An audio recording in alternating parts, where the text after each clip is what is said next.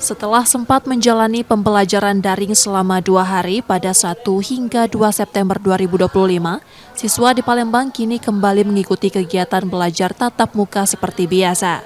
Putusan ini diambil melalui surat edaran Dinas Pendidikan menyusul situasi kota yang kondusif pasca unjuk rasa mahasiswa awal pekan lalu.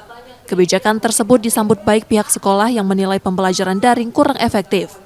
Keterbatasan perangkat membuat banyak siswa tidak dapat mengikuti pertemuan maupun menyelesaikan tugas secara maksimal.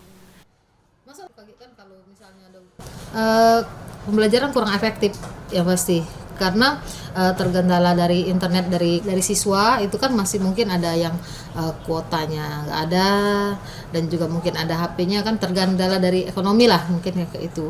Jadi ada yang buat tugas, ada yang enggak, ada yang bisa masuk Zoom, ada yang enggak, yang seperti itu. Masuk kembali itu sudah ada edaran dari Disdik. Jadi pas malam sebelum tanggal 2 kan, sebelum masuk tanggal 2 itu siang kalau nggak salah, itu sudah langsung ada edaran dari Dinas Pendidikan bahwa karena memang demonya damai kan, tidak ada yang anarkis, jadi sekolah sudah bisa berlanjut seperti biasa, luring ya. Jadi tanggal 3 memang sudah ada edaran.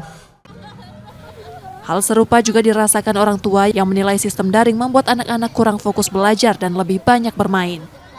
Kalau biasa kan ya kemarin ketemu gurunya, biar ibaratnya itu lebih baik pendapatnya. Daripada daring kan banyak budak belum tentu belajar, bermain.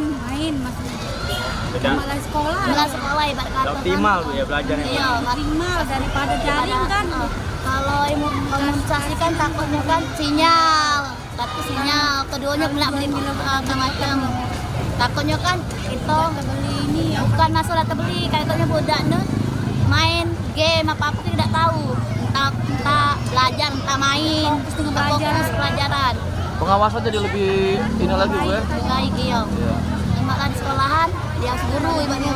Masih belajar Bu ya? Di rumah main-main, berbarak dengan orang tua. Sebelumnya, pembelajaran daring diberlakukan semata untuk menjaga keamanan siswa serta tenaga pengajar sebagai langkah antisipasi terhadap potensi dampak unjuk rasa. Muhammad Reza Pahlevi, Kompas TV, Palembang, Sumatera Selatan.